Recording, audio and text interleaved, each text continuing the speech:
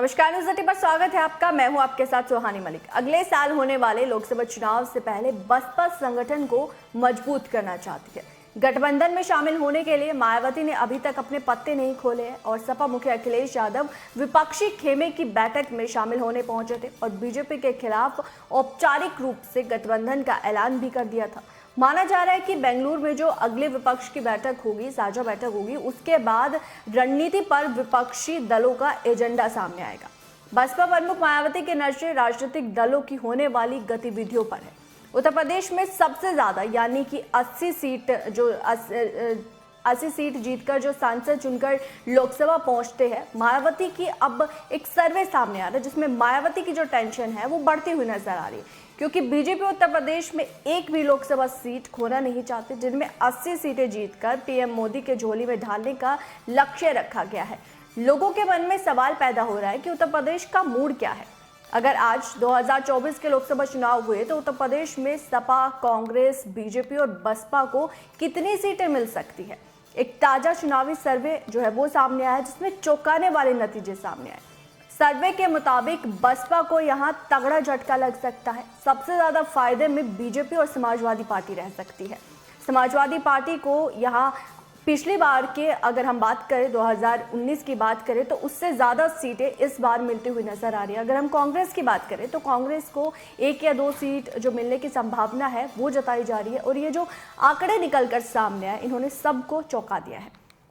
बसपा की जीत में दलित vote bank की अहम भूमिका से इनकार नहीं किया जा सकता। पिछले चुनावी नतीजों को देखकर अंदाजा जो है वो लगाया जा सकता है कि बसपा के कोर वोट बैंक में सेंधमारी हुई है। कहने का मतलब है कि बसपा का दलित वोट बैंक मायावती से छटकता जा रहा है और आज की तारीख में अगर 24 में चुनाव होंगे तो मायावती को करारी हार का सामना करना पड़ सकता है। ताज़ा जो सर्वे सामने आया है चुनावी, अगर हम उसमें बात करें कि उस सर्वे में किस पार्टी को कितनी सीटें मिली, अगर सबसे पहले हम बात अगर मायावती की करें तो बसपा को 1 से 2 सीटें ही इस सर्वे में दी गई है।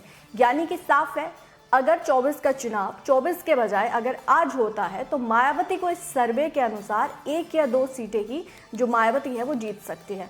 अगर हम अन्य पार्टी की बात करें तो उनके खाते में 3 से 4 सीटें जाती हुई दिखाई दे रही। और अगर सबसे ज़्यादा इस सर्वे में जो टक्कर है वो बीजेपी और सपा गठबंधन में देखने को मिल रही है, क्योंकि इसमें सबसे ज़्यादा अगर टक्कर अगर फिलहाल में चुनाव हो जाते हैं तो सपा गठबंधन और बीजेपी में सबसे ज़्यादा टक्कर रहेंगी।